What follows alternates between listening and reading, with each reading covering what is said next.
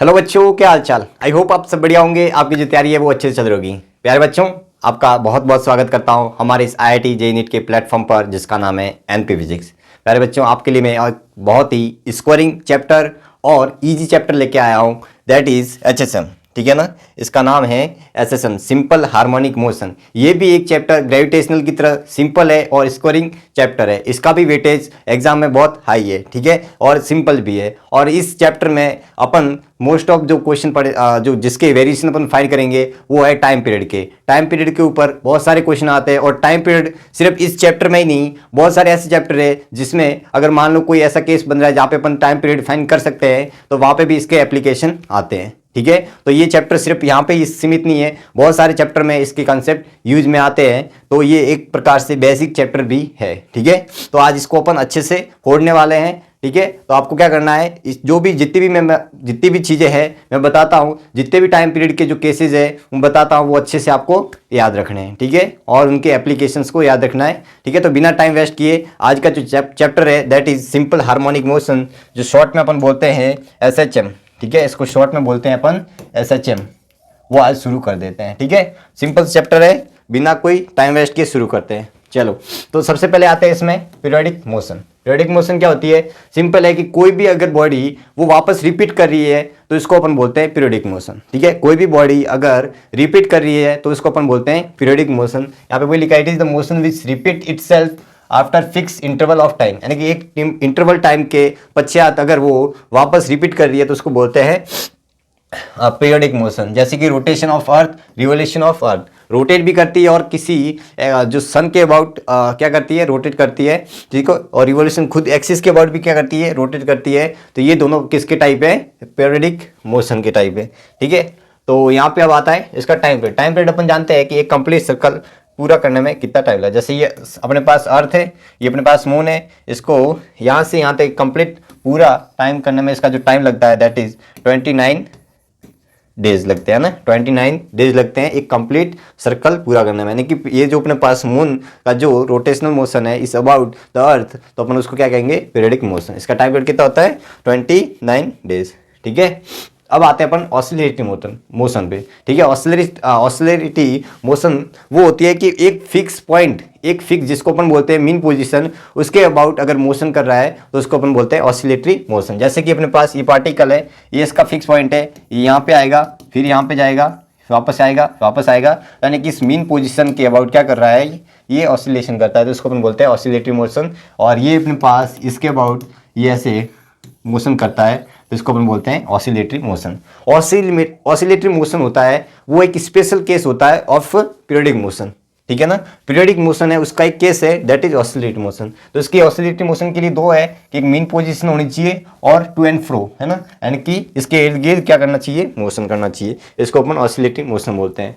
तो यहाँ पे वही लिखा है कि all oscillatory motion are periodic but all periodic motion are not oscillatory. इसका मतलब यही है कि जो ऑसिलेटरी मोशन है वो एक टाइप है, किसका है? पीरियोडिक मोशन का। ठीक है, यानी कि अगर मैं इसका डायग्राम बनाऊं, वेन डायग्राम जब आपने मैथ्स में पढ़ते होंगे कि अगर मैं इसका, ये अपने पास पीरियोडिक है मोशन है, तो इसका एक स्पेशल केस होता है जो ऑसिलेटरी होता है ना। ठीक है, ये अपने पास ऑसिलेटरी मोशन होता है, ये आपको याद रखना। ठीक है, इसका स्पेशल केस होता है। ठीक है, और आगे जिसका भी स्पेशल केस होता है, ठीक है, इस ऑसिलेटरी का भी स्पेशल केस है जिसको अपन बोलेंगे SHM। यहाँ से इस चैप्टर की शुरुआत होती है। ठीक है, SHM। ठीक है, यानी कि कहने का मतलब पीरियोडिक का जो स्पेशल केस है वो ये है। ठीक है, और इसका जो स्पेशल केस है that is HSM, simple harmonic motion. Simple harmonic motion भी क्यों बोलते हैं वो अगर आप आगे पढ़ेंगे। ठीक है, तो यहाँ पे सारी चीजें दी हुई है। तो आते हैं अपन SHM में। SHM क्या होता है कि it is a special case of oscillatory motion, जो मैंने बताया, in which acceleration is always directed towards the mean position. यानी कहने का मतलब ये है कि इसका जो एक्सेलरेशन की डायरेक्शन है वो हमेशा मीन पोजीशन के अलग होनी चाहिए, उसकी तरफ होनी चाहिए, and proportional to displacement from mean position. कहने का मतलब ये है कि यहाँ पे जो एक्सेलरेशन है वो -x के प्रोपोर्शनल है। तो इस टाइप की जो अगर मोशन है तो इसको अपन क्या बोलते हैं? SHM, सिंपल हार्मोनिक मोशन बोलते हैं। जैसे कि अपने पास एक स्प्रिंग है नेचुरल लाइन पे, ये इसकी क्या है? मीन पोजीशन है। ठीक है, इसको मैं डिस्प्लेस करूंगा इस तरफ x, तो आपको पता है कि इस तरफ डिस्प्लेस किया तो अंदर की तरफ एक फोर्स लगेगा जो कि स्प्रिंग फोर्स होगा दैट इज kx। ये सफरिंग फोर्स लगेगा दैट इज के एक्स, और इस तरफ लगेगा, यानी कि उसका एक्सेलरेशन भी क्या होगा, इस तरफ होगा। ठीक है, तो यही अपने पास कंडीशन निकल के आ रही है कि जो इसका एक्सेलरेशन है वो डिस्प्लेसमेंट के ऑपोजिट है और प्रोपोर्शनल टू ऑपोजिट होना चाहिए। तो ये जो अपने पास कहेंगे कि ये क्या कर रहा है, इस पार्टिकल का SHM हो रहा है ना, इस मीन पोजिशन के अबाउट। क्या ये आपको बात क्लियर हुई क्या? ठीक है, तो यहाँ से अपन इस चैप्टर की शुरुआत करते हैं। ठीक है, तो ये अपने पास वो मैंने अभी बताया कि यहाँ पे ये मीन पोजीशन है, इसके इर्द गिर्द क्या करता है, ये मोशन करता है ना। तो बस ये था अपने पास SHM। आगे बढ़ते हैं। अब ये SHM में अपन बहुत सारे चीज़ें पढ़ देते हैं एक बार। ठीक है, देखो ध्यान से अपन पेन चेंज करके लिख लेते हैं। जैसे ये मान लो अपने पास एक स्प्रिंग है, ये अपने पास एक ब्लॉक है जिसका मास m है। ठीक है, ये क्या कर रहा है, इसकी जो ये पोजीशन है नेचुरल लेंथ पे है। ठीक है, मैं क्या कर देता हूँ, इसको डिस्प्लेस कर देता हूँ। तो इसको डिस्प्लेस कर दिया मैंने, यहाँ पे कितना कर दिया मैंने, x डिस्प्लेस किया, तो इसके ऊपर फोर्स लग रहा होगा downward, that is F spring और kx लग रहा होगा, है ना। कितना फोर्स लग रहा होगा, kx। तो ये इस तरफ जाएगा। ठीक है, तो ये कितना यहाँ पे इस तरफ आ जाएगा, फिर यहाँ से मैंने इस तरफ आएगा, तब ये अपने पास कंप्रेस हो जाएगा, और ये मैंने सपोज करो यहाँ पे मैंने यहाँ से इस तरफ लेके गया x, तो यहाँ पे जो फोर्स लगेगा उसकी जो डायरेक्शन होगी वो इस तरफ होगी।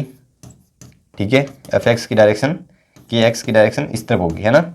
ये इस तरफ स्प्रिंग फोर्स लगा रहा होगा, इसके ऑपोजिट। बस आपको याद रखना है, यानी कि यहाँ से अपन को ये पता चल रहा है कि जो एक्सेलरेशन है वो माइनस Kx के इक्वल है ना, माइनस x के इक्वल है। तो बस SHM की एक कंडीशन होती है कि अगर यही है, ठीक है, ऑसिलेटरी में अगर ये कंडीशन बन रही है तो आपको ये एक प्रकार का SHM बोल सकते हैं इसको। ठीक है ना, इसको अपन एक प्रकार का SHM बोल सकते हैं। अब देखो ध्यान से, यहाँ पे SHM के कुछ पैरामीटर है वो मैं आपको समझा देता हूँ। कैसे कि अपने पास ये स्प्रिंग थी, नेचुरल लेंथ पे थी, यहाँ पे इसकी क्या है, मीन पोजीशन है।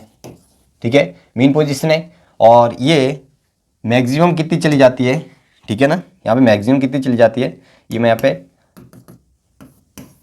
यहाँ पे ये मैक्सिमम चली गई। ठीक है, और इसको अपन बोलते हैं, ऐसे मैं समझा देता हूँ, इसको ऐसे समझते हैं कि अपने पास यहाँ पे मीन पोजीशन थी, पार्टिकल था इनिशियल में यहाँ पे, अब ये यहाँ पे चला, मैक्सिमम यहाँ पे आ गया और यहाँ पे आ गया, यहाँ से चला यहाँ पे चला, फिर वापस यहाँ पे आ गया मीन पोजीशन पे। तो ये क्या कर रहा है, इस मीन पोजीशन के अबाउट, ठीक है, SHM कर रहा है। ठीक है, तो यहाँ पे आपको याद रखना है कि इसकी जो पहले बॉक्स है अपने पास, कोई भी ब्लॉक है, इस तरफ जा रहा है, फिर यहाँ पे इसकी जो वेलोसिटी है वो 0 हो जाएगी, फिर इसकी वेलोसिटी की डायरेक्शन इस तरफ हो जाएगी, और यहाँ पे v मैक्सिमम होता है, और यहाँ पे वापस ये आ जाएगी यहाँ पे, और यहाँ पे जो ब्लॉक होगा इसकी वेलोसिटी वापस 0 हो जाएगी। ठीक है, और वहाँ पे वापस यहाँ पे ऐसे करता रहेगा। ठीक है, तो यहाँ पे ऐसे अपन लिख सकते हैं कि यहाँ पे वेलोसिटी मैक्सिमम है। ठीक है, इनिशियल यहाँ से स्टार्ट हुआ, फिर 0 हो गई, फिर वापस मैक्सिमम 0, फिर वापस यहाँ पे वेलोसिटी आ गई। ठीक है, और यहाँ पे जो एक्सेलरेशन होता है वो मैक्सिमम लगता है। ठीक है, यहाँ पे एक्सेलरेशन होता है वो मैक्सिमम लगता है, यहाँ पे एक्सेलरेशन 0 होता है। ठीक है, ये आपको याद रखना है। ठीक है, तो यही था इसका थोड़ा सा बेसिक इंट्रोडक्शन। अब यहाँ से शुरुआत करते हैं कि एक SHM है, उसकी इक्वेशन, नॉर्मल जो जनरल इक्वेशन होती है, that is x = a sin ω t। कितनी होती है, x = a sin ω t।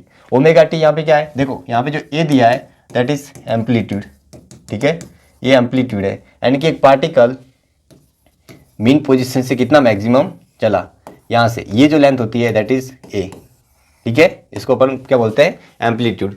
और ये अपने पास है दैट इज ओमेगा टी।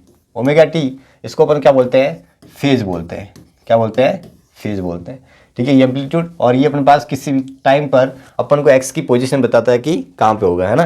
ठीक है, तो ये अपने पास यहाँ से SHM करता है, ऐसे वाई में ऐसे कर रहा है, तो यहाँ पे कोई किसी टाइम पे मैं देख रहा हूँ तो यहाँ पे मैक्सिमम हो जाएगा, तो ये अपने पास एम्पलीट्यूड ए है। ठीक है, ये -a है, और यहाँ से जैसे जैसे टाइम बढ़ रहा है यहाँ पे फेज जैसे जैसे चेंज हो रहा है, यहाँ पे ये अपने पास जो एम्पलीट्यूड है वो भी चेंज हो रहा है ना। सॉरी, एम्पलीट्यूड कांस्टेंट है, यहाँ पे जो डिस्टेंस है एक्स पोजीशन है वो पार्टिकल की चेंज हो रही है। ठीक है, तो यही लिखा है यहाँ पे। अब देखते हैं अपन, देखो SHM में अपन के पास जो यहाँ पे एक्स डिस्टेंस, मैंने ये सिंपल लिख दिया, ये x = a। अभी अपन सिर्फ यही मान रहे हैं कि इनिशियल मीन पोजीशन से स्टार्ट हो रही है। मीन पोजीशन वहाँ पे x की वैल्यू कितनी होती है, अपन 0 लिखते हैं, है ना। यहाँ पे x की वैल्यू अपन ने कितनी लिखी है, 0 लिखी है। ठीक है, यानी कि यहाँ से ये ऐसे मान सकते हैं अपन, ये ऑरिजिन से स्टार्ट हो रही है। अगर कोऑर्डिनेट मानो तो ये ऑरिजिन से स्टार्ट हो रही है, तो इस केस में अपन इसको क्या बोलते हैं, फेज, है ना। ओमेगा टी अपने पास होता है फेज। और अगर t इजिकल टू 0 पे यानी कि इनिशियल फेज इसका 0 है, तो यहाँ से अपने पास इक्वेशन बन के निकल आई थी x is equal to a sine omega t. यहाँ से अगर मैं इसको डिफ्रेंशिएट करता हूँ तो वेलोसिटी निकल के आती है that is a omega cos omega T. ठीक है, ठीक है। और यहाँ से इस कोस ओमेगा को चेंज करता हूँ ए ओमेगा, इसको 1 minus sine square omega T लिखूंगा और यहाँ पे वैल्यू पुट कर दूंगा साइन की x बाय ए, तो अपने पास निकल के आता है that is v is equal to omega root a square minus x square. ठीक है, ये निकल के आता है। इसको अगर अपन ऐसे फॉर्म में चेंज करते हैं तो अपने पास ये भी निकल के आता है x square plus v square upon a omega square is equal to 1।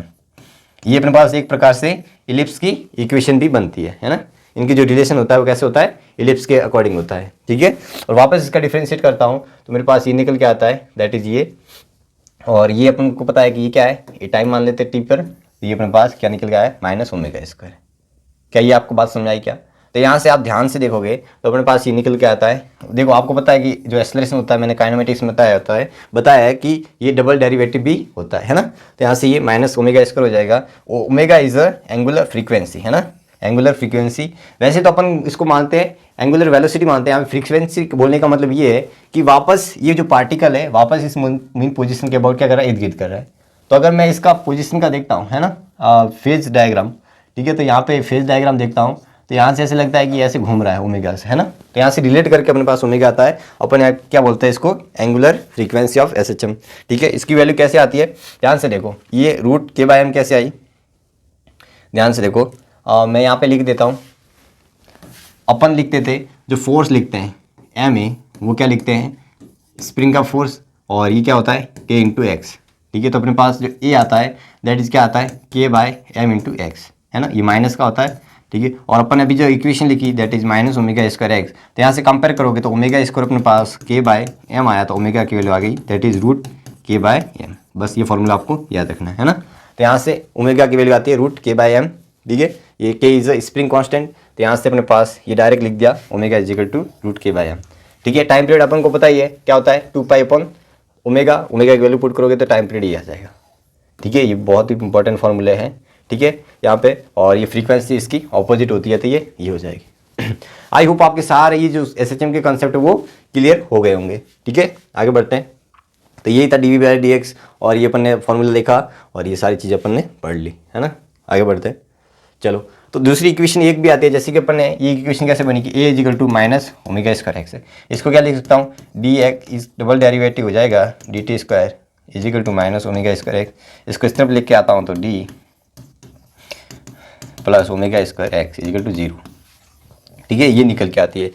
ये क्या है अपने पास, ये इक्वेशन है किसकी, एक डिफरेंशियल इक्वेशन है एसएचएम की है ना। ये डिफरेंशियल इक्वेशन है, आप यहाँ से लिख देना डिफरेंशियल इक्वेशन ऑफ एसएचएम। आपको कोई इक्वेशन दी है, मान लो कि बहुत सारे क्वेश्चन में इक्वेशन ऐसी दी होती है, बस आपको यहाँ से कंपेयर करके आपको ये देखना होता है कि यहाँ पे ओमेगा क्या होगा है ना, वहाँ से आप ओमेगा भी फाइंड कर सकते हो।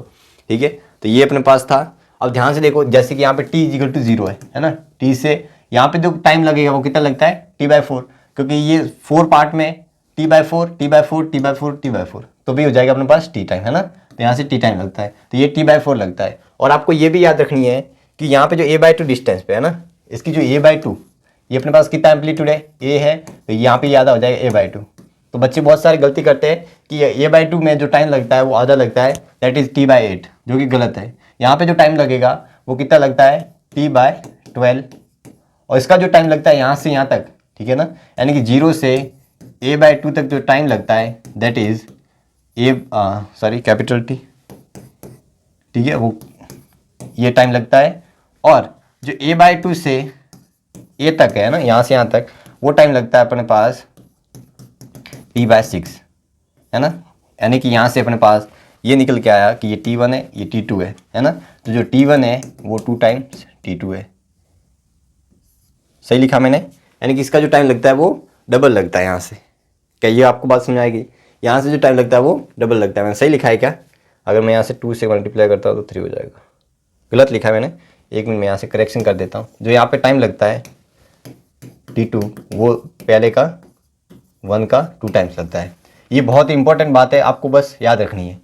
ठीक है, यहाँ से टाइम पीरियड याद रखना है दैट इज t/12, यहाँ पे t/6 होता है इतना, और इनमें जो रिलेशन होता है, अगर आपको मान लो कि क्वेश्चन में दिया है आपको 3 सेकेंड, तो इसका बताओ a/2 से a तक कितना टाइम लगेगा, तो भी आप निकाल सकते हो। और इवन अगर आपको यहाँ से टाइम दिया है तो आप यहाँ पे 12 करके जो भी टाइम दिया है यहाँ से t = 12 × t करके भी आप टाइम पीरियड भी निकाल सकते हो, ओमेगा भी निकाल सकते हो, बहुत सारी चीज़ें अपन निकाल सकते हैं। बस आपको ये अगर डेटा याद है तो, है ना। तो ये डेटा आपको याद रखना है कि यहाँ से यहाँ का जो टाइम दिया होता है उसका 2 टाइम्स होता है, ठीक है ना। तो अगर ये अपने पास t/12 होता है तो ये हो जाएगा t/6, ठीक है। तो ये आप याद रख लेना, है ना, इंपॉर्टेंट है, ठीक है। इसके ऊपर सवाल भी आए हुए हैं, तो यहाँ पे सारी चीज़ें मैंने लिखा दी है, बस आपको याद रखनी है ना। यहाँ से यहाँ तक का टाइम लगता है दैट इज t/12 और यहाँ से यहाँ तक का टाइम लगता है t/6, ठीक है। आगे बढ़े क्या, चलो। तो ये देखो इसके ऊपर 2023 का ये सवाल क्या बोला है कि particle execute simple harmonic motion between -a to +a, ठीक है। यानी कहने वाला SHM हो रही है और time taken by particle to go from x 0 से a/2 2 सेकेंड, यानी कि अपन को यहाँ से ध्यान से देखो 0 है, ये a/2 है और ये अपने पास a है ना। तो a/2 से a तक जो टाइम दिया है t1 = 2 सेकेंड दिया है, ठीक है। तो बताओ पार्टिकल a/2 से a तक कितना लगेगा। मैंने अभी जस्ट बताया कि जो t2 है, यहाँ पे जो t2 लग रहा है that is 2 time of t1, यानी कि यहाँ से 2 × 2 यानी कि 4 सेकेंड, है ना, 4 सेकेंड। और यहाँ से आप ये भी फाइंड कर सकते हो कि t/12 अपन को कितना दिया है 2, तो टाइम पीरियड कितना हो जाएगा अपने पास 12 × 2 यानी कि 24 सेकेंड, यानी कि इसका टाइम पीरियड भी आप निकाल सकते हैं। बस डेटा आपको याद रखना है, ठीक है। तो इसका आंसर हो जाएगा अपने पास 4 सेकेंड, है ना, ये आंसर आ गया। आप बाकी से भी फॉर्मूले से फेज डिफरेंस से भी फेज से भी आप फाइंड कर सकते हो, है ना। और दूसरी अपने पास देखो, ये इसको पढ़ने से पहले वैसे आगे पढ़ेंगे अपन बहुत सारी चीज़ें। अब आते हैं अपने पास एनर्जी, है ना। एनर्जी 3, काइनेटिक, पोटेंशियल और टोटल एनर्जी। काइनेटिक क्या होती है अपने पास ½ mv², वी की वैल्यू अपन जानते हैं क्या थी मेरे पास, ω√a² - x²। तो यहाँ से पुट करोगे तो अपने पास ये निकल के आता है। यहाँ से जो k की वैल्यू अपन ने लिखी है दैट इज m⍵² होता है ना। तो यहाँ से अपन ये लिख सकते हैं। पोटेंशियल अपन को पता है ½ k² क्योंकि यहाँ पे स्प्रिंग है, ठीक है। और टोटल क्या हो जाएगी बताओ, इन दोनों का एडिशन। तो आप दोनों को ऐड करोगे तो अपने पास ये वाले टर्म्स कैंसिल हो जाएगा, तो अपने पास एनर्जी निकल के आती है और वो क्या आती है, कांस्टेंट आती है। देखो ध्यान से, ये क्या है, कांस्टेंट है, यानी कि हर पार्टिकल किसी भी पोजीशन पे आप देखोगे तो टोटल एनर्जी उसकी क्या रहती है, कांस्टेंट यानी कंजर्व रहती है। तो और कहाँ पे इक्वल होती है पोटेंशियल और काइनेटिक, वो होती है अपने पास x = a/√2 पे, है ना। और यहाँ पे a/√2 पे भी होती है ना। तो इस 2 पॉइंट है जहाँ पे अपने पास जो पोटेंशियल एनर्जी और काइनेटिक एनर्जी क्या होते हैं, इस केस में काइनेटिक और पोटेंशियल इक्वल होते हैं, देख सकते हो आप ग्राफ से। तो इसका जो काइनेटिक का होता है वो डाउनवर्ड पैराबोला होता है और इसका जो पोटेंशियल का होता है वो अपवर्ड पैराबोला होता है। और ये जो अपन को दिया है ये किसका दिया है, टोटल एनर्जी का। आप ध्यान से देखोगे कि जो ओरिजिन पे है ना, ओरिजिन पे इसकी जो यहाँ पे मीन पोजीशन बोलेंगे अपन, मीन पोजीशन पे जो वेलोसिटी है यानी काइनेटिक एनर्जी मैक्सिमम है, यहाँ पे पोटेंशियल 0 है। इसका मतलब पूरी की पूरी यहाँ पे टोटल एनर्जी वो क्या है, काइनेटिक है, यानी कि यहाँ पे जो वेलोसिटी होगी वो मैक्सिमम होगी, है ना, मैक्सिमम होगी। यहाँ पे वेलोसिटी 0 हो जाती है, यहाँ पे वेलोसिटी 0 हो जाती है, पोटेंशियल यहाँ पे मैक्सिमम हो जाता है, यहाँ पे पोटेंशियल मैक्सिमम हो जाता है। और ये किसके इक्वल होता है, टोटल के इक्वल होता है, ठीक है। तो ये गैप वैसे है नहीं, यहाँ पे ये पूरा ही है ना, आपको ऐसा समझना है। तो ये इसका ग्राफ याद रखना है, बहुत इंपॉर्टेंट ग्राफ है, ठीक है। और याद रखना है कि इसकी जो टोटल एनर्जी होती है वो कांस्टेंट होती है। सारे अपन ने फॉर्मूले पढ़ लिए। अब आते हैं एक सवाल पे, क्या बोला गया है, ये particle exit SHM ability the distance from the mean position when the it's kinetic energy become the equal and potential. Simple है सवाल, क्या बोला है कि इक्वल काइनेटिक और पोटेंशियल। बहुत ही ईजी सवाल था, अगर आपके शिफ्ट में आया है तो बहुत इससे सिंपल कोई सवाल हो ही नहीं सकता अगर आपको डेटा याद है तो, ठीक है। ये अपने पास यहाँ पे a/√2 हो जाएगा, सिंपल था, है ना, आपको याद ही है तो देख लो a/√2। अब यहाँ पे एक और चीज़ याद रखनी है कि kinetic energy oscillation with the double of frequency of the oscillation, ठीक है ना। यानी कि जो अपने पास एनर्जी की फ्रीक्वेंसी है वो 2 टाइम्स है पार्टिकल से। कैसे, ध्यान से देखो, यहाँ पे पार्टिकल से अपन देखो, ये अपने पास पार्टिकल यहाँ से यहाँ तक मोशन कर रहा है। तो आप ध्यान से देखना कि यहाँ पे जो काइनेटिक एनर्जी क्या है, मैक्सिमम है, u 0 है, ठीक है। यहाँ पे काइनेटिक एनर्जी क्या है, 0 है, u मैक्सिमम है। यहाँ पे वापस क्या है, काइनेटिक एनर्जी मैक्सिमम, u 0 है। यहाँ पे काइनेटिक एनर्जी 0 है, u मैक्सिमम है। तो अब ध्यान से देखो, एनर्जी जो काइनेटिक एनर्जी है यहाँ पे इस हाफ सर्कल में यहाँ पे 2 बार चेंज हो गई, है ना। यानी कि इसकी रिपीट कब हो रही है, ये हाफ सर्कल में ही इसकी रिपीट हो रही है। और 2 टाइम्स अगर मैं पूरे इस सर्कल में देखूँ तो 2 बार रिपीट हो रही है। एक बार यहाँ पे रिपीट हुई वापस और वापस यहाँ पे रिपीट हुई। यानी कि अगर पार्टिकल का जो एक SHM है, एक फ्रीक्वेंसी है, इसमें जो काइनेटिक एनर्जी है यानी कि एनर्जी है उसकी जो फ्रीक्वेंसी है वो कितनी है 2 टाइम्स, 2 बार चेंज होती है। तो वही लिखा है यहाँ पे, है ना। तो energy of frequency of energy is 2 time of particle, है ना, equal to 2 times of particle of SHM, ठीक है ना। तो यहाँ पे वो आपको याद रखना है, ये भी इंपॉर्टेंट है, याद रख लेना। अब आते हैं अपन, चलो अपन ने तो अभी तक जो इक्वेशन लिखी वो क्या लिखी, x is equal to a sin omega t, ठीक है लिखी।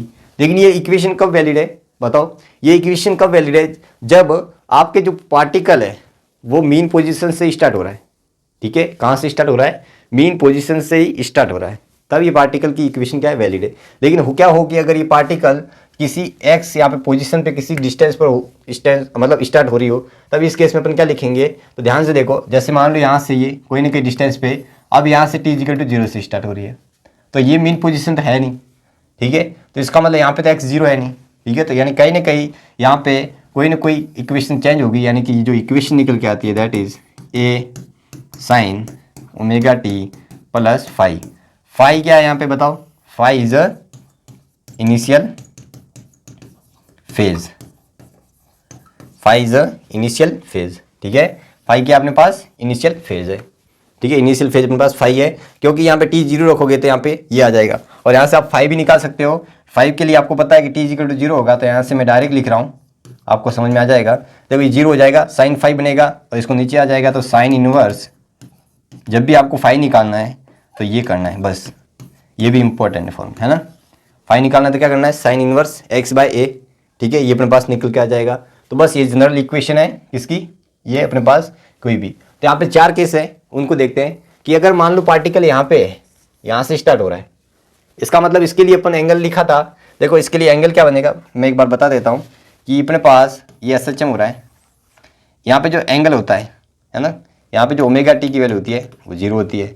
यहाँ पे कितने हो जाएगी बताओ, t/4 होती है। तो यहाँ पे जो अपने पास ओमेगा होता है 2π/t, और t कितना होता है यहाँ पे t/4। तो ये अपने पास क्या आ जाएगा बताओ, एंगल आ जाएगा, एंगल कितना हो जाएगा बताओ, ये एंगल हो जाएगा t से t कैंसिल, ये यानी कि π/2 आ रहा है, ये π/2 आ रहा है, तो आप ऐसे भी पाई हो जाएगा, ये 3π/2 हो जाएगा, और ये हो जाएगा 2π वापस, ठीक है। तो ऐसे ये क्या कर रहा है, मोशन कर रहा है, यानी कि डिफरेंट डिफरेंट एंगल पे। तो यहाँ पे मुझे बताओ कि एंगल कितना फेज है, ये मीन पोजीशन है इसकी, मीन पोजीशन से यहाँ पे एम्पलीट्यूड है, यहाँ से एक्सट्रीम पोजीशन से ये क्या कर रहा है, स्टार्ट कर रहा है। तो आपको पता है कि t इक्वल टू 0 रखोगे, है ना, तो मुझे यहाँ पे फेज लिखना है, तो क्या लिखूंगा बताओ, इसका फेज लिखना है तो मैं क्या लिखूंगा, अपने जस्ट फॉर्मूला लिखा x, फेज के लिए मैंने बताया कि sine inverse x by a, x की वैल्यू यहाँ पे कितनी है a है, तो sine inverse a by a, तो यहाँ पे कितना हो गया साइन इनवर्स 1, यानी कि एंगल की वैल्यू आ गई π/2। तो यहाँ पे जो फेज बनेगा, यहाँ पे जो ये फेज बनेगा वो कितना बन जाएगा π/2। तो बस इसकी इक्वेशन अब की बार ये बन जाएगी। यहाँ पे फेज कितना बनेगा बताओ, इनिशियल फेज, यहाँ पे वैल्यू आप पुट करोगे तो यहाँ पे जो बनेगा दैट इज पाई, अभी मैंने लिखा है यहाँ पे पाई बन जाएगा। यहाँ पे कितना बनेगा 3π, ऐसे कैसे, यहाँ पे कितना बनेगा 2π, और आप 2π प्लस करोगे तो वही इक्वेशन अपने पास बन रही है, यानी कि वहीं से स्टार्ट हो रहा है। तो 2π अगर आप करते हो भी होगा 2π प्लस ओमेगा टी, तो साइन में वो वैल्यू सेम ही आती है ओमेगा टी के इक्वल, है ना। तो ये अपने पास इक्वेशन बनती है, ठीक है। तो ये आपको सारा ये जो क्लियर मैंने डेटा बताया वो अच्छे से समझ में आना चाहिए। अगर आपको यहाँ पे फेज पे आपको इस चैप्टर में कमांड है तो ये आपके लिए चैप्टर बहुत ही ईजी है, ठीक है ना। आपको सबसे पहले इसमें फेज और फॉर्मूले को समझ में आना चाहिए, तो ये आपके लिए जो चैप्टर है वो बहुत ही ईजी पड़ जाएगा।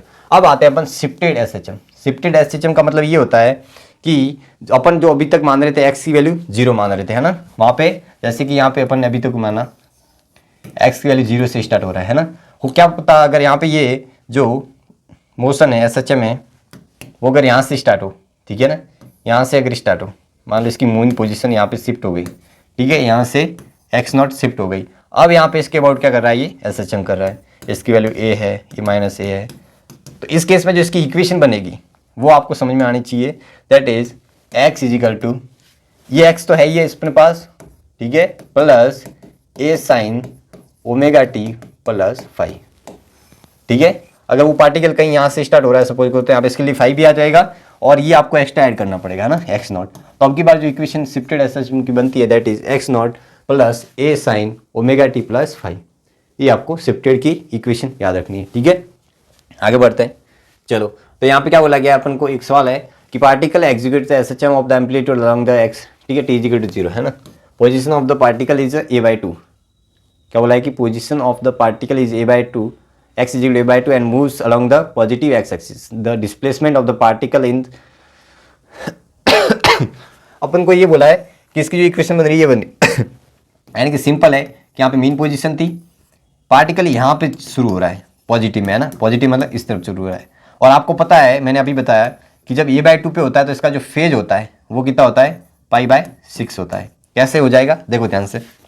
अभी मैंने बताया कि इनिशियल जब भी बताना है तो आपको क्या लिखना है, साइन इनवर्स x/a। तो यहाँ पे साइन इनवर्स x के लिए a/2 है, a/2 इंटू ए हो जाएगा, a से कैंसिल, यानी कि साइन इनवर्स कितना आ रहा है 1/2। तो यहाँ पे जो 5 बनेगा इनिशियल फेज दैट इज ये हो जाएगा π/6, इसलिए यहाँ पे पास π/6 आता है पॉजिटिव में, ठीक है। ये अपने पास a है। तो यहाँ पे इक्वेशन क्या बनेगी, इसकी इक्वेशन बनेगी a sine omega t plus π/6। तो बस ये बोला है कि इसकी जो टाइम बनती है वही है, तो बस कंपेयर करना है कि डेल्टा क्या होगा, π/6। सिंपल सवाल। तो वही बता रहा हूँ मैं आपको इस चैप्टर में, अगर आपको फेज के ऊपर कमांड है, फेज के ऊपर, तो ये आपके लिए जो चैप्टर है बहुत ईजी चैप्टर है ना, बहुत ईजी चैप्टर है। बस आपको ये समझ में आना चाहिए। देखो ये आप आंसर आ गया, आगे बढ़े। और क्या बोला गया है कि graph is represent the difference between total and position. देखो अपने पास टोटल क्या थी, u प्लस के, तो k क्या हो जाएगी अपने पास, t माइनस यू, ठीक है। k क्या हो जाएगी, बस वही बोला है कि total energy minus potential energy का ग्राफ बनेगा, यानी कि अपन को किसका बोला था, काइनेटिक का। और अपन जानते हैं काइनेटिक का क्या होता है, काइनेटिक का होता है डाउनवर्ड पैराबोला। बस घुमा दिया बस आपको, है ना, सवाल में। आगे बढ़ते हैं, क्या बोला गया है कि the velocity of particle executing SHM very with the displacement, ये दिया है ना, ये अपन को दिया है, यानी कि यहाँ पे 4v² 50 minus x²। The time period of the oscillation is x/2। देखो ध्यान से देखो, एक तो आप क्या कर सकते हो, इक्वेशन को कंपेयर कर सकते हो, या तो दोनों इक्वेशन करो। v इज इक्वल टू अपने पास है ω2 a² माइनस x², ठीक है। मैं क्या करता हूँ, इसको पहले डिवाइड कर देता हूँ। इस इक्वेशन को कैसे सॉल्व करेंगे, देखो ध्यान से, इसको मैंने डिवाइड कर दिया, तो v² इज इक्वल टू हो जाएगा 50/4 माइनस x²/4, और ये अपने पास रूट आ जाएगा, इसको एक बार मिटा देते हैं। ये अपने पास v इज इक्वल टू आ जाएगा रूट 50/4 माइनस माइनस कितना हो जाएगा, x/4, इसका स्क्वायर बोला गया। ये अपने पास v निकल के आया। अब अपने पास देखो ध्यान से क्या बोला है कि x², जो अपने पास इक्वेशन निकल के आती है दैट इज ये क्या निकल के आई, x² है, यानी इसका कोएफिशिएंट कितना होना चाहिए, 1 होना चाहिए। तो यहाँ पे जो 1/4 है इसको मेरे बाहर लेना पड़ेगा, तभी ये बन सकता है ना। तो 1/4 आ जाएगा, यानी कि 1/2 होके जाएगा, तो ये अपने पास 50 माइनस x² बन जाएगा। क्या ये सही लिखा है क्या, मुझे ये बताओ। बिल्कुल सही है, ठीक है, क्योंकि आपको यहाँ पे इक्वेशन को अगर कंपेयर करना है तो यहाँ पे x² का कोएफिशिएंट 1 करना पड़ेगा, ठीक है। तो यहाँ से मैंने कॉमन ले लिया, और इस दोनों इक्वेशन को कंपेयर करोगे आप, ठीक है ना, इन दोनों के इक्वेशन को आप कंपेयर करोगे तो अपने पास देखना ध्यान से, ओमेगा की वैल्यू आ रही है 1/2। सिंपल है, टाइम पीरियड होता है 2π/t ओमेगा, तो यहाँ से 2π/1/2, यानी कि कितना आ गया, टाइम इज इक्वल टू 4π। सही लिखा मैंने, 4π, यानी कि 4 × 27, ये हो गया अपने पास 88। क्या था सवाल में, ठीक है, बहुत ईजी सवाल था, बहुत ईजी। बस आपको कमांड होनी चाहिए कि ऐसे चैप्टर में बस इक्वेशन को कैसे कंपेयर। अगर आपको ये डेटा याद है तो आप आराम से कर सकते हो ये, ठीक है ना। जो मैंने आपको फॉर्मूले लिखा है वो अच्छे से पढ़ के जाने हैं, बस ये था इसका सवाल, ठीक है। ये बहुत ही अच्छा सवाल है ना, ये फेवरेट सवाल है मेरा, ठीक है ना। ये इंपॉर्टेंट मान लो ऐसे, है ना, इंपॉर्टेंट है। क्या बोला गया है कि इस ब्लॉक का मैक्सिमम कितना डिस्प्लेसमेंट हो कि ये इसको क्या करें, लीव नहीं करे, यानी कि जस्ट छोड़ने की इसको कंडीशन पे अपन को कि मैक्सिमम कितना ये मतलब क्या करेगा, ये यहाँ पे डिस्प्लेसमेंट करे मैक्सिमम, कि ये यहाँ से मूव जो सरफेस से कांटेक्ट है वो लूज नहीं करे, ये सवाल है। तो आप देखो इसकी क्या करेंगे, अपन 2 कंडीशन लेते हैं। अपन को पता है कि इसके अबाउट क्या करेगा, ये एसएचएम करेगा, पेन चेंज कर देते हैं अपन, ये ले लेते हैं। एक यहाँ पे पोजीशन होगी, एक यहाँ पे पोजीशन होगी। आपको पता है कि जब यहाँ पे होगा तब इसका जो एक्सेलरेशन होगा वो ऊपर की तरफ होगा, और जब पार्टिकल यहाँ पे होगा तब इसका एक्सेलरेशन कहाँ पे होगा, नीचे होगा। क्या ये आपको बात समझ में आई क्या, ठीक है। ये अपन को बोला गया है। अब ध्यान से देखो, जब ये पार्टिकल अपन को पता है कि यहाँ पे नॉर्मल ऊपर लग रहा है, अब एक प्रकार से कैसा केस बन गया, लिफ्ट वाला बन गया। यहाँ पे नॉर्मल ऊपर लग रहा है, एम जी नीचे लग रहा है, तो यहाँ से जो नॉर्मल आएगा, नॉर्मल क्या निकल के आएगा, डायरेक्ट जी प्लस ए, अपने लिफ्ट वाले केस में देखा है। यहाँ से जो अपने पास नॉर्मल आएगा, ये एन, ये एम जी, तो यहाँ से नॉर्मल आएगा, मैं डायरेक्ट बता रहा हूँ, एन जी माइनस ए, है ना, एम जी माइनस ए। तो यहाँ से आपको एक बात ये ध्यान रखनी है, क्या बात ध्यान रखनी है कि यहाँ पे क्या बोला गया अपन को, find the amplitude such that, ठीक है ना, मैक्सिमम एक्स की वैल्यू बतानी है। तो यहाँ पे अपन को ये लिखना है कि अगर मुझे इस एन की value not equal to zero करनी है ना, नॉट इक्वल टू जीरो, तो एन की वैल्यू क्या हो सकती है बताओ, ये हो सकती है अपने पास और कम हो सकती है एम जी, सॉरी मैंने यहाँ पे गलत लिखा, मैं यहाँ पे बता देता हूँ आपको। अगर ये बताना है, ये केस अप्लाई करना है, अगर ये केस अपन को अप्लाई करना है, तो यहाँ पे जो अपने पास एक्सेलरेशन है वो जी के इक्वल या कम होना चाहिए। क्या ये आपको बात समझ में आई क्या नहीं, ठीक है। तो इस केस में अपने पास ये हो जाएगा, और अपन जानते हैं कि ये क्या होता है, ओमेगा स्क्वायर एक्स, ठीक है, ये जी हो जाएगा, तो यहाँ पे एक्स जो आ जाएगा that is g by omega square, ठीक है, ये आ जाएगा। और यहाँ से अगर मैक्सिमम की बात करूँ, एक्स मैक्सिमम हो जाएगा that is g by omega square, ठीक है। तो ये अपने पास आंसर निकल के आता है जी अपन, तो ये अपने पास एक्स मैक्सिमम ये होगा। जस्ट इससे ज़्यादा एक्स अगर हो गया तो यहाँ पे क्या कर देगा, ये लूज कर देगा, इनकी वैल्यू यहाँ पे जीरो हो जाएगी, ठीक है ना। तो ये आपको मेन कंडीशन याद रखनी थी, तो यहाँ से अपने पास निकल के आता है ये। तो बस ये बोला है मैक्सिमम कितना एम्पलीट्यूड होना चाहिए, जी स्क्वायर बाय 2। और दूसरा ये भी देख सकते हो, एम्पलीट्यूड पूछा है, अपन जानते हैं कि a equal to omega square x होता है, तो एक्स क्या आ जाएगा, या तो a by omega, unit a ऊपर एक्सेलरेशन आना चाहिए, जी नीचे आना चाहिए। तो ये तो अपने पास हो ही नहीं सकता, ऑप्शन कैंसिल हो गया, ओमेगा स्क्वायर है, और ये भी नहीं हो सकता, ठीक है। और अपन जानते हैं कि ये कहीं ना कहीं यहाँ पे ये भी यूनिट सेम नहीं आ रही है, तो यही होगा। ऐसे आप देख के भी ऑप्शन टिक कर सकते हो, लेकिन यहाँ पे मैं एग्जैक्ट वैल्यू अगर आपको पूछे तो बस ये आनी चाहिए, है ना। ऐसे ऑप्शन आपको ऐसे देंगे नहीं, कंफ्यूज करेंगे, या तो जी बाय 2 ओमेगा स्क्वायर दे देंगे, या 2g बाय ओमेगा स्क्वायर दे देंगे। तो बस आपको ये सारी चीज़ें याद रखनी है ना। चलो ये मैंने वैसे बता दिया, आगे बढ़ते हैं। चलो ये अपने पास आंसर आ गया। अब आते हैं अपन मोशन पे, है ना, एसएचएम मोशन पे।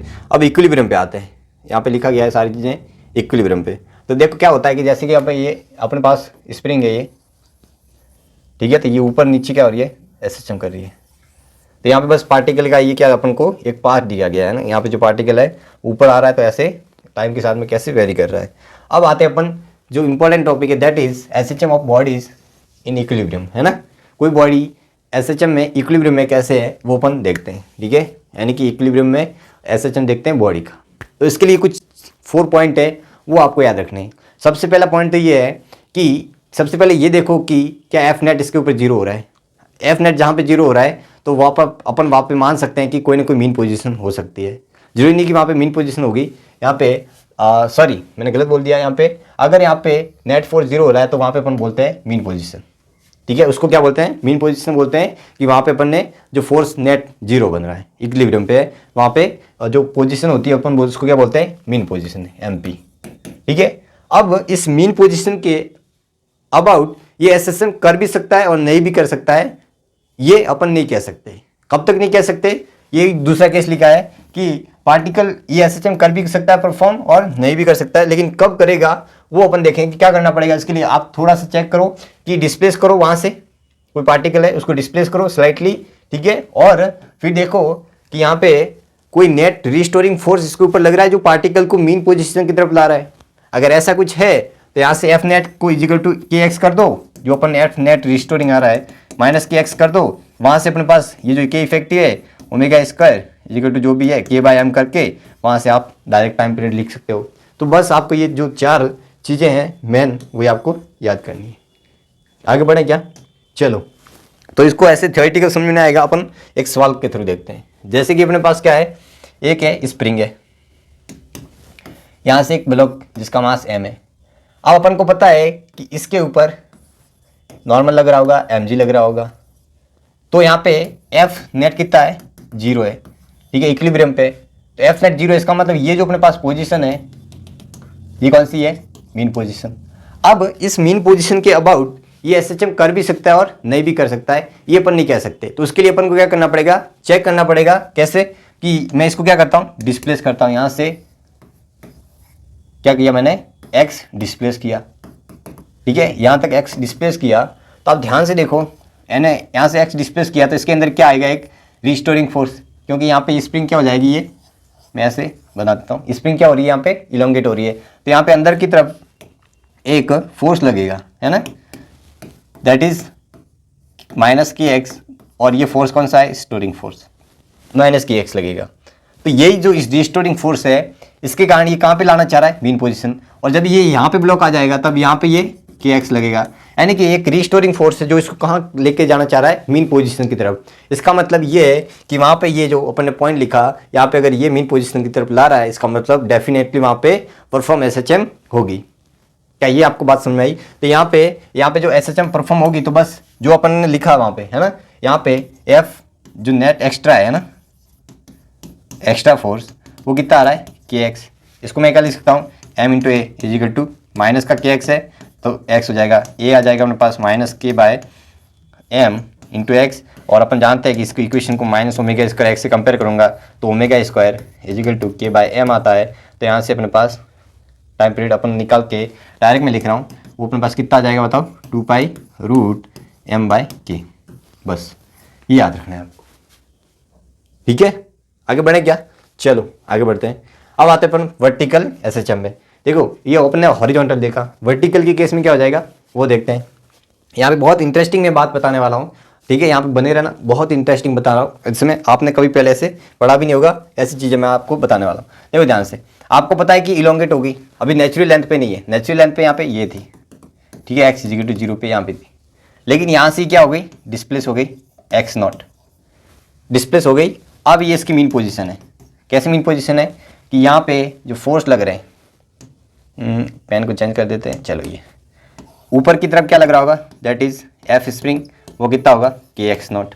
नीचे क्या लग रहा होगा, एम जी, तो यहाँ पे बैलेंस कर रहा होगा के एक्स को एम जी से, तो यहाँ पे जो के एक्स नॉट है वो एम जी के इक्वल, यहाँ पे आप के एक्स नॉट भी लिख सकते हो ना, एम जी बाई के, मिटा देते हैं, लिख देते हैं के, आप एक्स नॉट भी निकाल सकते हो, कितना मैक्सिमम इलोंगेट हुई, ठीक है, ये अपन ने लिख दिया। अब दूसरा ध्यान से देखो कि यहाँ पे एफ नेट 0 है, यानी कि ये अपने पास मीन पोजीशन है, ये अपन को पता चला। अब ये एसएचएम करेगी या नहीं करेगी, तो इसके लिए क्या करेंगे अपन, थोड़ा सा डिस्प्लेस कर देंगे, तो ऊपर के एक्स लग ही रहा है, अगर मैं इसको डिस्प्लेस करता हूँ एक्स, तो यहाँ पे ऊपर एक और आएगा, दैट इज एफ स्प्रिंग, वो कितना हो जाएगा, के एक्स। ये एफ एस तो लग ही रहा है, एक साथ में और आ जाएगा के एक्स, ठीक है। तो आप ध्यान से देख रहे हो, यहाँ पे अगर नीचे ये लग रहा है, ऊपर एक्सेलरेशन हो जाएगा, जैसे ही इसको मैं नीचे लेके गया एक्सेलरेशन ऊपर आ गया, तो यहाँ से ध्यान से देखना, ये अपने पास नेट जो स्प्रिंग का है माइनस एम जी करूँगा, और वो किसके इक्वल हो जाएगा, एम ए के इक्वल हो जाएगा। तो यहाँ से मैं क्या लिख सकता हूँ, इसको कैसे लिखूंगा, ऊपर कितना है, k x plus k x not minus m g is equal to m a, और अपन जानते हैं कि के एक्स नॉट और एम जी तो इक्वल है ना, तो यहाँ से ये दोनों कैंसिल हो गए, तो यहाँ से अपने पास जो एम ए आ रहा है, ठीक है, और वो कितना आ रहा है निकल के, देखो वैसे तो ये नेगेटिव में, तो मैं यहाँ पे लिख देता हूँ के एक्स, और यहाँ से ए की वैल्यू आ रही है के एक्स बाय एम। तो आपको यहाँ पे एक मैं इंटरेस्टिंग बात ये बताना चाह रहा हूँ कि ये भले यहाँ पे शिफ्ट हुई है ना, यानी कि एसएचएम यहाँ पे नीचे हो रहा है, लेकिन आप ध्यान से देखो ये जो किस पे डिपेंड कर रहा है एसएचएम, ये अपन ने जो एक्स्ट्रा फोर्स लगाया है ना, एक्स्ट्रा, यहाँ पे मैं लिख देता हूँ, ये जो एफ एस है ये क्या है बताओ, ये अपन का जो फोर्स आ रहा है दैट इज एफ नेट आ रहा है, लेकिन कौन सा आ रहा है, एक्स्ट्रा, जो कांस्टेंट लग रहा है, जैसे एम जी ग्रेविटी लग रही है वो कांस्टेंट लग रहा है, ये नहीं, ये जो अपन ने एक्स्ट्रा लगा रहा है इसके कारण ये एसएचएम बन रहा है, ठीक है। तो यहाँ से अपने पास जो टाइम पीरियड निकल के आता है, देखो अपने पास ये ओमेगा स्क्वायर करोगे तो 2 पाई रूट एम बाय के, यहाँ पे भी वही आ रहा है, यहाँ पे भी वही आ रहा है जो अपने पास हॉरिजॉन्टल में अपने पढ़ा था। आगे देखो ये हॉरिजॉन्टल में 2 पाई रूट एम बाय के, तो यहाँ पे भी वही आ रहा है ये। बस यहाँ पे एक कंडीशन है, यहाँ पे जो एसएचएम है वो सिर्फ जो मीन पोजीशन है वो शिफ्ट हुई है, यानी कि ये कौन सा एसएचएम है, शिफ्टेड एसएचएम है, ना इसका कोई एम्पलीट्यूड चेंज होगा ना इसका कोई टाइम पीरियड चेंज होगा। तो यहाँ पे एक बात आपको ध्यान रखनी है कि जो इस ब्लॉक के ऊपर कांस्टेंट फोर्स लग रहे हैं इसके कारण कोई चेंजेस नहीं आता है टाइम पीरियड में, ठीक है। जो यहाँ पे कांस्टेंट फोर्स लगते हैं उनके टाइम पीरियड में कोई चेंजेस नहीं आते हैं, ये आपको बात यह ध्यान रखनी है। तो यहाँ पे कांस्टेंट फोर्स mg लग रहा है, इसको बैलेंस कर देगा। जो अपन ने एक्स्ट्रा लगाया variable force that is kx, वो इसको क्या कर रहा है, टाइम पीरियड दे रहा है। ठीक है, और ऐसा कैसा अगर इंक्लाइन प्लेन पे भी देखोगे तो बस यहाँ पे भी आपको अगर निकालोगे तो इसका भी टाइम पीरियड सेम आता है। कैसे आएगा देखो, यहाँ पे mg sin थीटा लग रहा है, ऊपर क्या लग रहा होगा, kx नॉट लग रहा होगा, है ना, तो वो इक्वल है kx not is equal to mg sin theta. ये बैलेंसिंग केस में आप x नॉट भी निकाल सकते हो। यहाँ पे ये कौन सा फोर्स है, ग्रेविटी वाला, ये कांस्टेंट फोर्स है, तो इसके कारण एसएच में कोई फर्क नहीं पड़ेगा। तो आप इंक्लाइन प्लेन पे भी जो टाइम देखोगे वो सेम ही होगा। तो यहाँ पे अगर मैं लिखता हूँ, डिस्प्लेस करता हूँ, है ना, इसको मैं हल्का सा x डिस्प्लेस करता हूँ, तो आपको पता है कि यहाँ पे एक और फोर्स आएगा दैट इज kx नॉट लग ही रहा है। तो यहाँ पे मैं डायरेक्ट लिखूंगा kx में kx plus kx not minus कितना है ये, अब इसका एक्सेलरेशन इस तरह हो जाएगा। ठीक है, तो ये हैवी हो जाएगा, दोनों वाले ये लेस हो जाएंगे, तो बड़े में से छोटे घटा रहा हूँ मैं, mg sin theta is equal to m into a. तो आप ध्यान से देखना यहाँ पे भी वो कैंसिल हो रहे हैं, यानी कि इनका कोई योगदान ही नहीं है कौन से। तो अपने पास जो एक्सेलरेशन निकल के आएगा that is k by m into x. तो बस इसका भी वही time period 2 pi root m by k. तो यानी यहाँ पे एक बात आपको ध्यान रखनी है कि टाइम पीरियड में कोई चेंज नहीं लाता है कांस्टेंट फोर्स। ठीक है, जो कि यहाँ पे mg लग रहा है। तो यहाँ पे इंक्लाइन प्ले या वर्टिकल लो या हॉरिजॉन्टल लो, सबका जो टाइम पीरियड है वो सेम ही आएगा। ये आपको बात याद रखनी है। ठीक है, तीनों का जो टाइम पीरियड होता है वो सेम होता है। आगे बढ़े क्या, चलो आगे बढ़ते हैं। तो यहाँ पे लिखा गया कि hence constant force on shift mean position, है ना, जो अपने पास कांस्टेंट फोर्स लग रहा है वो क्या कर रहा है, सिर्फ मीन पोजीशन को शिफ्ट कर रहा है। It is the not impact of time period of the SHM. यहाँ पे टाइम पीरियड के ऊपर कोई इफेक्ट नहीं पड़ता है कांस्टेंट फोर्स का। जो भी यहाँ पे जैसे इंक्लाइन पे mg sin थीटा लग रहा था, डाउनवर्ड पे अपने पास वर्टिकल में mg लग रहा था, इनका कांस्टेंट फोर्स का यहाँ पे टाइम पीरियड के ऊपर कोई इफेक्ट नहीं पड़ता है, सिर्फ इसकी मीन पोजीशन को चेंज करता है। ठीक है, यही वाली बात है। यहाँ पे भी ये एक्सेलरेशन से ऊपर जा रहा है तो इसके ऊपर सूडो फोर्स लगेगा ma, जो कि कांस्टेंट फोर्स होगा। ठीक है, तो यहाँ पे भी वही टाइम पीरियड इसका सेम ही रहेगा। मैं डायरेक्ट बता रहा हूँ 2 पाई m बाय के। ठीक है, इसका अगर स्प्रिंग कांस्टेंट के, अगर ये डाउनवर्ड भी जा रहा है ना, तो भी इसका जो टाइम पीरियड हो जाएगा 2 पाई रूट m बाय के। तो आपको इसके टाइम पीरियड सेम मानने। अब आता है अपने पास दो स्प्रिंग दिए है ना, ये अपने पास मास m दिया है, ये k और k दिए। तो आपको यहाँ पे एक बहुत इंपॉर्टेंट बात ध्यान रखनी है कि अपने पास अगर सीरीज में तो इनका जो k लिखते हैं वो ऐसे लिखते हैं, है ना, बस ऐसे, और अपन अगर पैरेलल में तो डायरेक्ट ऐसे ऐड कर देते हैं। ये आपको याद रखना है। इसके केस में अपन के पास जो फोर्स होता है वो कांस्टेंट रखना है, और इस केस में जो डिस्प्लेसमेंट है वो कांस्टेंट रखना है। ठीक है ना, ये इसके दोनों के कंसेप्ट है, जैसे कि आपने पढ़े होंगे छोटे क्लासों में, या इवन आपने यहाँ पे भी पढ़ा होगा 11th में। ठीक है, कि रेजिस्टेंस का, कि अगर जो सीरीज में लगे हुए उनमें करंट फ्लो सेम होता है, पोटेंशियल अलग अलग होता है, और अगर पैरेलल में है तो उनके पोटेंशियल सेम होते हैं, करंट अलग अलग होता है। ये वाला आप 12th में पढ़ोगे। ठीक है, तो ये अपने पास के, इनका के तो अपन पास डायरेक्ट में आ जाएगा। यहाँ पे अब जो टाइम पीरियड हो जाएगा 2 पाई रूट m बाय के इफेक्टिव लेना पड़ेगा ना, कि इफेक्टिव क्या हो जाएगा यहाँ पे बताओ, कि इफेक्टिव हो जाएगा 2 पाई रूट m बाय के प्लस के, यानी कि 2k हो जाएगा। बस सिंपल था, सॉल्व करना है। अब यहाँ पे k1 और k2 है, तो यहाँ पे देखो, यहाँ पे मास लेस है तो यहाँ पे फोर्स दोनों सेम लगते हैं इस सीरीज में। तो यहाँ पे क्या हो जाएगा अपने पास direct time period 2 pi root m by क्या हो जाएगा, डायरेक्ट मैं लिख रहा हूँ, देखो इसका जो के इफेक्टिव बनेगा वो क्या बनेगा 1 bye k1 plus 1 bye k2, यानी कि के इफेक्टिव बन रहा है अपने पास k1 k2 upon k1 plus k2, यानी कि k1 k2 और k1 प्लस k2 हो जाएगा, है ना। बस आपको यहाँ पे के इफेक्टिव लिखना है, ये याद है ना। अब ये अच्छा सवाल है ना, ये अच्छा सवाल है। कैसे है, बहुत सारे इसमें 99% लोग ये सोचते हैं कि ये जो अपने पास बॉक्स है ये किस में लगा हुआ है, इन स्प्रिंग के साथ में सीरीज में लगी हुई है ना, जो कि गलत बात है। कैसे, आपको मैं प्रूव करके बता। आप देखो ध्यान से, ये अपने पास मीन पोजीशन है। ठीक है, यहाँ से मैं एक्स डिस्प्लेस करता हूँ, तो अगर ये डिस्प्लेस करता हूँ तो इसकी पोजीशन कैसे बनेगी, देखो ध्यान से, ये अपने पास सिकुड़ जाएगी और ये इलोंगेट हो जाएगी, है ना। तो इसके ऊपर जो फोर्स लगेगा स्प्रिंग फोर्स वो इस तरफ लगेगा, दैट इज के एक्स, इसके ऊपर भी इस तरफ लगेगा के एक्स। तो जो एफ नेट लग रहा है वो कितना लग रहा है, k x plus k x. ठीक है, इसके दोनों के मान लो कि k1 है और ये k2 दिए, तो यहाँ पे k1 x k2 x, तो यहाँ पे अपन डायरेक्ट लिख सकते हैं k1 plus k2 into x. और आपको पता है कि कौन सा केस बन गया अपने पास, बताओ, ये अपने पास पैरेलल वाला बन गया है ना, तो यहाँ पे पैरेलल वाला, तो यहाँ से टाइम निकल के आता है that is 2 pi root m by k1 plus k2। ठीक है, ये अपने पास आंसर निकल के आता है that is k1 plus k2। तो ये आपको याद रखना है। अच्छा सवाल था ये, आगे बढ़ते हैं। चलो हाँ, ये अब आया हुआ है, देखो 2023 में सवाल आया हुआ है, सिंपल है, देखो इसका आंसर भी बताया मैंने। ठीक है, आगे बढ़े क्या? चलो आगे बढ़ते हैं। अब आते हैं अपन, देखो अभी तक अपन ने जो केस पढ़े वो यहाँ पे मास लिया था, और अगर ऐसा कोई केस है जहाँ पे जो पुली है वो मूविंग है, ठीक है, पुली क्या है, मूविंग है, तो उनके लिए मैं आपको शॉर्ट ट्रिक बता रहा हूँ, कंसेप्ट बता रहा हूँ, अगर वो आपने याद रख लिया तो आपके एडवांस के भी क्वेश्चन इसमें हो जाएंगे। ठीक है, एडवांस लेवल के भी क्वेश्चन इस ट्रिक से आसानी से हो जाते हैं, मेंस के तो यूं फटाक से आप कर सकते हो। ठीक है ना, तो देखो कंसेप्ट क्या है कि पहले तो यहाँ पे पुली और स्प्रिंग शुड बी मासलेस, यानी कि आइडियल होनी चाहिए दोनों, और coefficient of tension on the block should be 1। ठीक है, यानी कि कहने का मतलब ये है कि जो ब्लॉक अपन ने लिया, ठीक है ना, जो ब्लॉक है उसका जो ऊपर टेंशन लग रहा है उसका कोएफिशिएंट कितना 1 लेना चाहिए था। यानी कि देखो ध्यान से, यहाँ पे जो अपने पास ये ब्लॉक है इसके अंदर जो टेंशन लग रहा है उसको मुझे टी मानूंगा, तभी इसका जो कोएफिशिएंट होगा वो 1 होगा। यानी कि आपको क्या मानना है, जो ब्लॉक है उसके ऊपर कुछ भी कंडीशन हो, बस ब्लॉक है वहाँ पे उसके ऊपर टेंशन टी लिखना है। आपको कहीं और से शुरू नहीं करना है, ब्लॉक से शुरू करना है, वहाँ पे टेंशन टी लिखना है, बाकी डिस्ट्रीब्यूट आप कर सकते हो, है ना। तो यहाँ पे ये टी लिख दिया, आगे क्या बोला गया है, फिर ये जो टाइम पीरियड होता है अपन जानते हैं कि 2 पाई रूट m अपन के इफेक्टिव होता है ना, के इफेक्टिव, और के इफेक्टिव लिखने का जो फॉर्मूला है दैट इज 1 अपॉन के इफेक्टिव हो जाएगा सिग्मा ni स्क्वायर अपॉन के आई, यानी कि उस स्प्रिंग का स्प्रिंग कांस्टेंट और उसके ऊपर जो टेंशन लग रहा है उसका कोएफिशिएंट।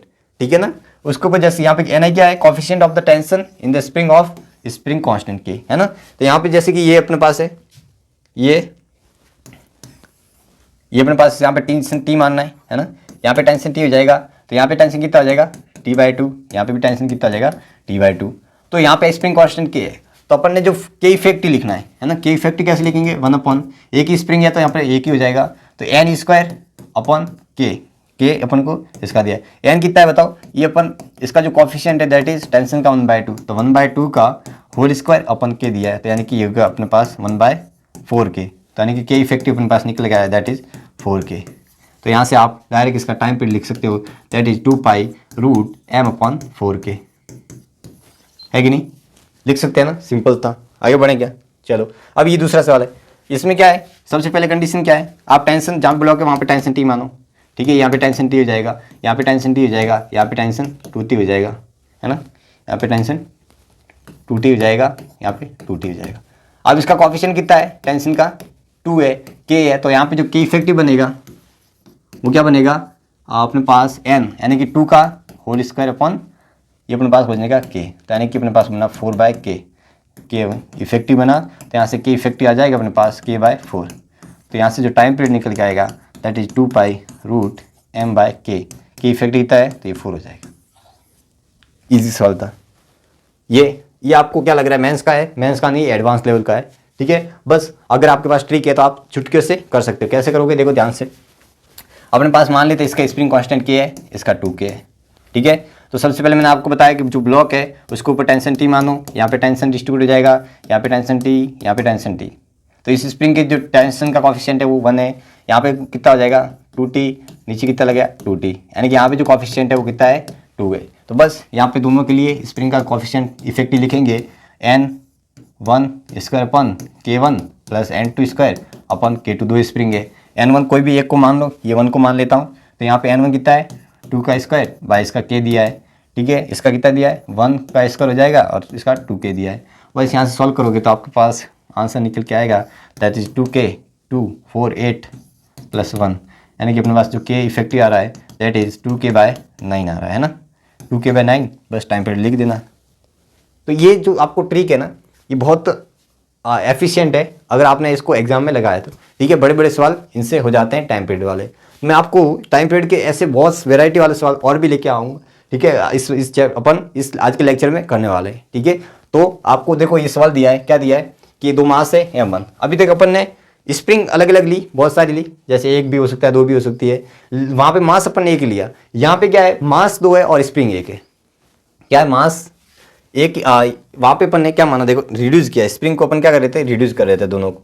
ठीक है, और ये लिख के आया इफेक्टिव का। तो यहाँ पे अपन मास अलग अलग है, 2 है, तो इस मास को भी अपन रिड्यूस कर देंगे। तो यहाँ पे अपने पास मास रिड्यूस मास आता है, वो कितना आता है आपको डायरेक्ट याद रखना है, m1 m2 upon m1 plus m2, ठीक है। तो यहाँ से अपने पास जो टाइम निकल के आया that is 2 pi root m reduce upon k।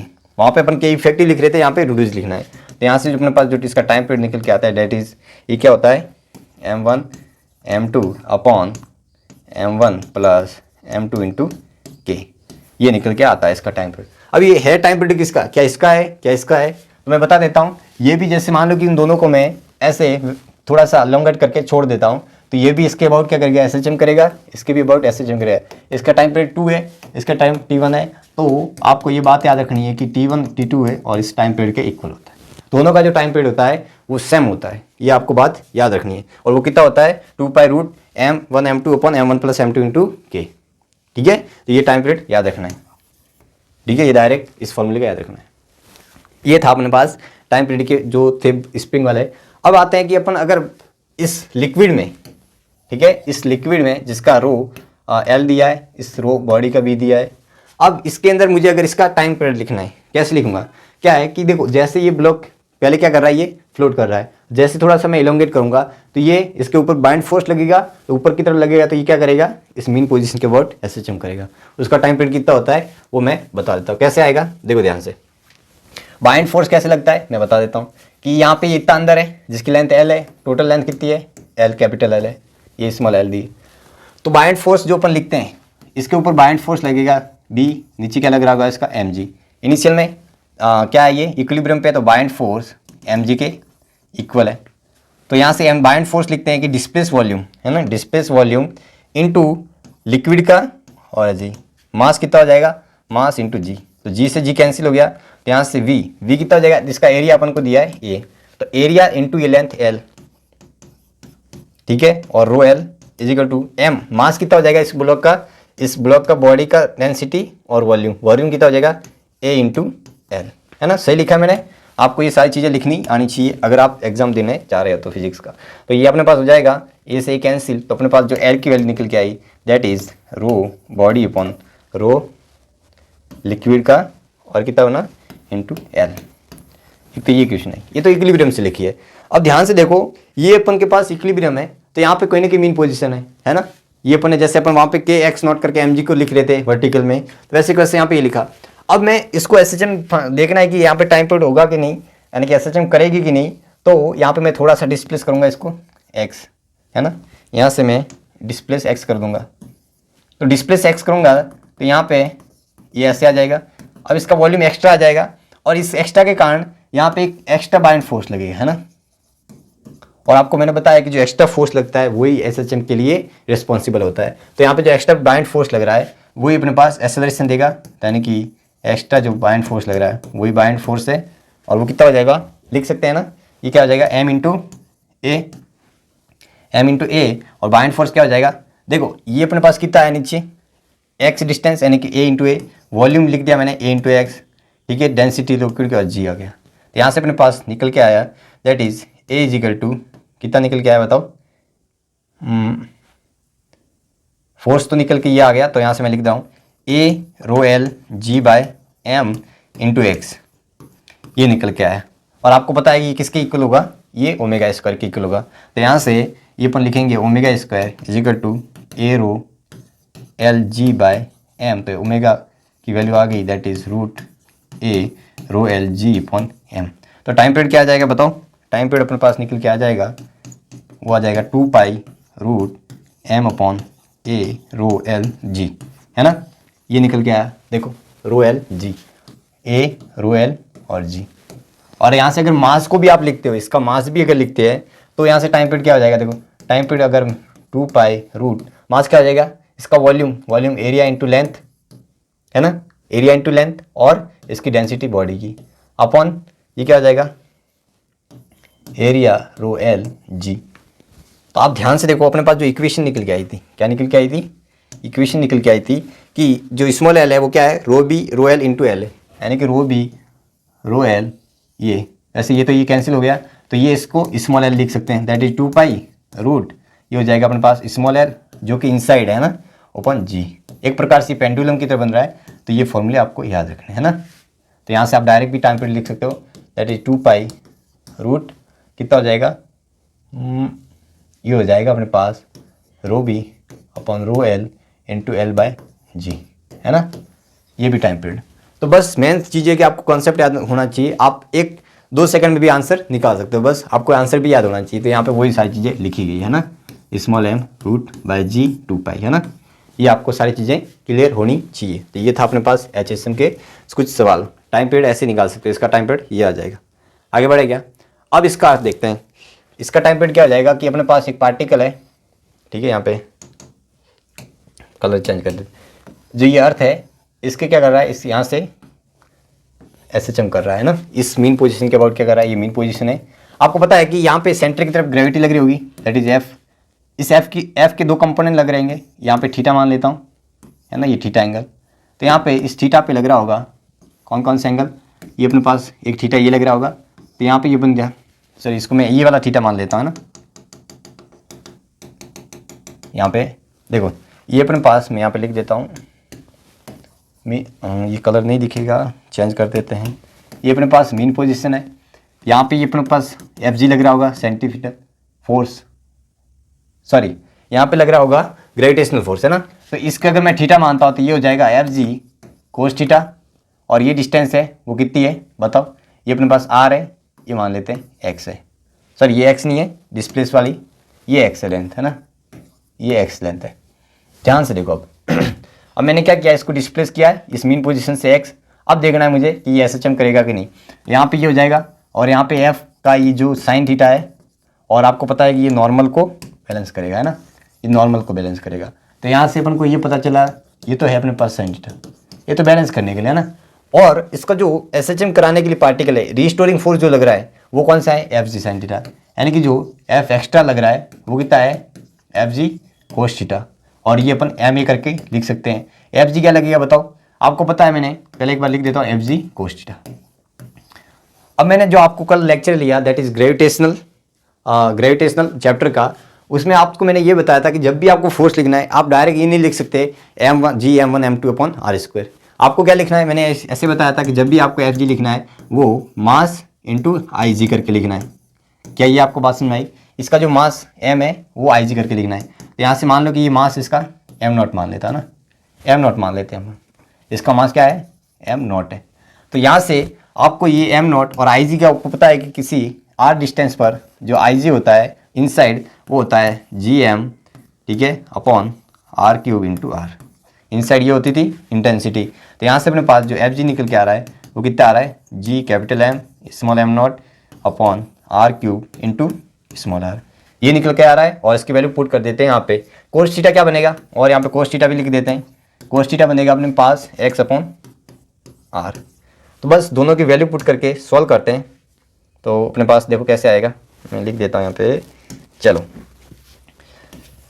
देखो ध्यान से, अपने पास m not a is equal to f g की वैल्यू कितनी है, g capital M small m0 upon r cube into r, cos theta की वैल्यू कितनी है x अपॉन r, ठीक है। तो यहाँ पे जो कैंसिल हो रहा है उसको काट देते हैं, r से r कैंसिल हो गया, ठीक है। तो अपने पास जो निकल के आया m0 से m0 कैंसिल हो गया, तो एसलर से निकल के आया that is gm upon r cube into x.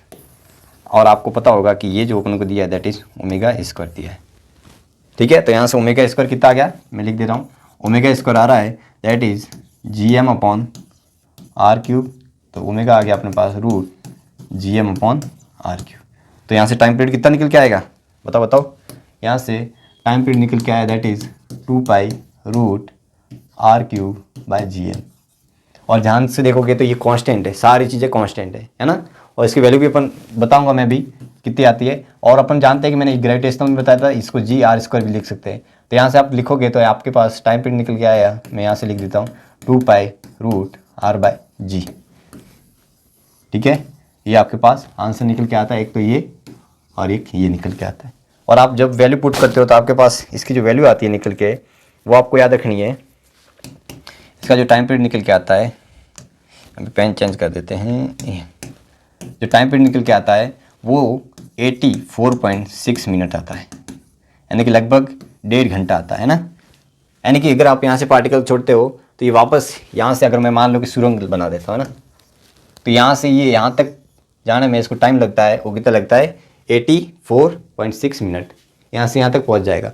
और अगर मैं पूरी, इवन यही नहीं, यहाँ पे भी मैं एकदम सेंटर से होल बनाता हूँ, कैविटी बनाता हूँ, सुरंग बनाता हूँ, ठीक है, तो सॉरी, तो यहाँ पे भी कैविटी बनाता हूँ, तो इसका भी जो टाइम लगता है यहाँ से यहाँ तक आने में, वो कितना लगता है 84.6 मिनट, ठीक है ना, इतना लगता है अपन को। यानी कि आपको इस अर्थ से यहाँ तक आना है तो आप 1.5 घंटे में वापस आ जाओगे। यानी कि यहाँ से अगर आप गिरोगे तो यहाँ पे आपको एक कुछ ना कुछ चैन लगानी पड़ेगी ताकि आपका जो भी साधन है उसको कैच करे, नहीं तो वापस आप अंदर की तरफ चले जाओगे। इसके बीच में क्या करोगे, आप SHM करते रहोगे। क्या ये बात आपको समझ में आई क्या? ठीक है, तो ये था अपने पास HSM का फॉर जो डेटा है वो ऐसे। यानी कि मैं क्या कर रहा हूँ, आप देखो ध्यान से, आपको भले यही केस नहीं, कोई भी और भी केस रैंडमली दे सकते हैं। तो क्या करना है आपको, पहले तो सबसे पहले तो FNet लिखना है, एक्स्ट्रा फोर्स लिखना है। जैसे मैंने यहाँ पे लिखा, यही जो रिस्टोरिंग फोर्स है वो इसको क्या करा रहा है, HHM, ठीक है, वही एक्स्ट्रा है, वो इसको मैंने MA के इक्वल कर दिया। MA के इक्वल करते तो हमारे पास A आ जाएगा, जो कि मैंने यहाँ से A निकाल दिया। बस बाकी सारी चीज़ें कैलकुलेशन है, A से ओमेगा आ जाएगा, ओमेगा से टाइम पीरियड आ गया, ठीक है। तो ये आपको मेथड याद होनी चाहिए टाइम पीरियड की, ठीक है। तो ये था अपने पास ये। अब आते हैं अपन एंगुलर SHM पे, ठीक है ना। ये जैसे कि बच्ची है, वो क्या कर रही है, यहाँ से SHM कर रही है, यहाँ पे एंगुलर। तो एंगुलर SHM अब जो अपने पास बस अब कम ही रहा है, अपन कर देते हैं एक बार कंप्लीट एंगुलर SHM और फिर खत्म अपना चैप्टर, ठीक है। एंगुलर SHM जैसे अपन ने लीनियर SHM देखा है ना, ये ऐसे वर्टिकल हॉरिजॉन्टल जो भी, ठीक है। यहाँ एंगुलर SHM में बस वहाँ पे जो चीज़ें अपन ने पढ़ी वो बस यहाँ पे रिप्लेस करनी, जैसे वहाँ पे एक्स पढ़ा तो उसको थीटा से रिप्लेस कर देना, ठीक है। तो यहाँ पे एंगुलर SHM जैसे कि मान लो यहाँ पे था, इस मीन पोजीशन से इतना डिस्प्लेस हो गया थीटा, ठीक है। तो यहाँ पे मैंने जैसे वहाँ पे फोर्स के लिए बताया था कि एक मीन पोजीशन देखो जहाँ पे FNet 0 बन रहा है, तो एंगुलर SHM में आपको टॉर्क नेट 0 देखना है, लिखा हुआ है यहाँ पे, जहाँ पे टॉर्क नेट 0 बन रहा है उसको अपन क्या बोलेंगे, मीन पोजीशन बोलते हैं। दूसरा है कि इस मीन पोजीशन के अबाउट जो SHM हो भी सकता है और नहीं भी हो सकता है कि यहाँ पे SHM हो भी सकता है और नहीं भी हो सकता है। तो आपको वो देखना है, कैसे देखोगे, सबसे पहले डिस्प्लेस करोगे, यहाँ पे मैंने पॉइंट लिखे हुए बता देता हूँ, देखो चेक करो, आप डिस्प्लेस करो किसी स्लाइडली थीटा एंगल पे, है ना।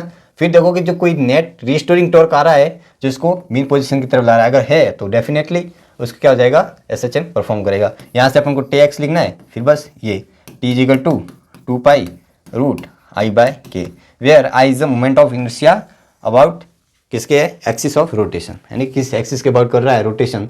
जैसे कि ये यहाँ से अबाउट रोटेशन कर रहा है, तो अपन वो क्या कर देंगे, इसके अबाउट रोटेशन लिख देंगे।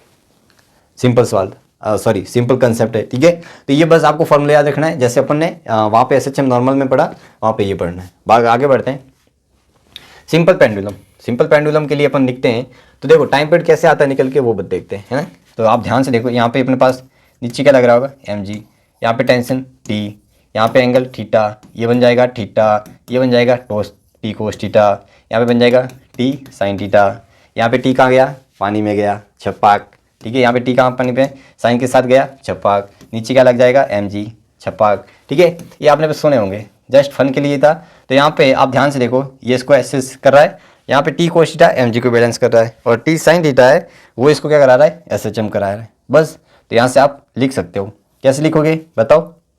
इसका मोमेंट ऑफ इनर्शिया क्या हो जाएगा, इसका मोमेंट ऑफ इनर्शिया आपको पता है, पॉइंट मास है m, L² हो जाएगा, है ना, लेंथ L है तो L² हो गया।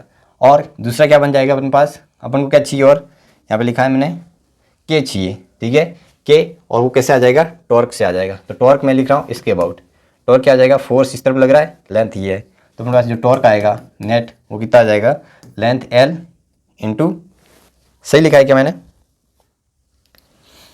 हाँ, T cos theta, sorry T sin theta, यही तो लिखा है मैंने।